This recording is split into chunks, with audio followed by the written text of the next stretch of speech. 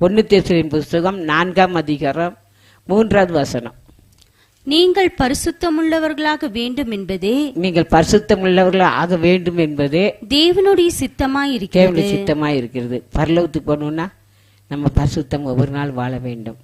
நம்மளால் மாற்ற முடியாது. ஆண்டவர்கிட்ட கேட்கணும், ஆண்டவரே நான் பரிசுத்தம் ஆள எனக்கு உதவிச்சிங்கப்பா, பரிசுத்தம் ஆள எனக்கு உதவிச்சிங்க. பரிசுத்தம் ஆளுதான் சித்தன்னு சொன்னீங்களே, நான் பரிசுத்தம் ஆள எனக்கு உதவிச்சிங்கன்னு கேட்டா கர்த்தர் நமக்கு செய்வார். நம்ம கேட்ட போதும், நம்ம ஆண்டவர்கிட்ட கேட்ட போதும், ஆண்டவர் சித்தத்தை செய்ய எனக்கு பலன் கொடுங்க, நான் பரிசுத்தம் ஆளுவேன் ஆண்டவரே எனக்கு உதவிச்சின்னு கேளுங்க, கர்த்தர் நம்மளை பரிசுத்தமாக்குவார்.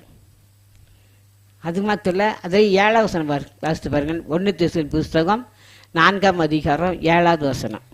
தேவன் நம்மை அசுத்தத்திற்கல்ல, தேவன் நம்மளை அசுத்தத்துக்கு அல்ல பரிசுத்தத்திற்கே அழைத்திருக்கிறார். பரிசுத்தம் தான். நம்ம ஒவ்வொருவரும் பரிசுத்தம் ஆளணும் தான் கர்த்தர் நம்மளை அழைச்சிருக்கிறார். நம்ம ஒவ்வொரு நாள் பரிசுத்தமாக இருக்க வேண்டும். கர்த்தர் பிரியமில்லாத காரியம் நமக்குள்ள வராதபடிக்கு நம்ம ஆராய்ஞர் உள்ளத்தை உயிர்த்து நம்ம வழியை சரிப்படுத்திக்கணும். பரிசுத்தமாக இருக்க வேண்டும். இன்னும் கர்த்தர் சித்தம் என்ன?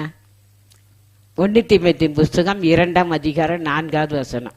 எல்லா மனுஷரும் ரட்சிக்கப்படவும் சத்தியத்தை அறிகிற அறிவை அடையவும் அறிவை அடையவும் அவர் சித்தமுள்ளவராய் இருக்கிறார். எல்லா மனுஷரும் ரட்சிக்கப்படணும். நம்ம எல்லா மனுஷருக்காக செபிக்கணும்.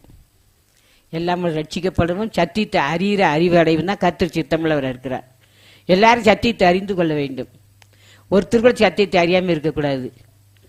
நம்ம கர்த்தரை பற்றி எல்லாருக்கும் சொல்லணும். சத்தியத்தை பற்றி நம்ம எல்லாருக்கும் கர்த்தருடைய சத்தியத்தை பற்றி நம்ம எல்லாருக்கும் சொல்லணும்.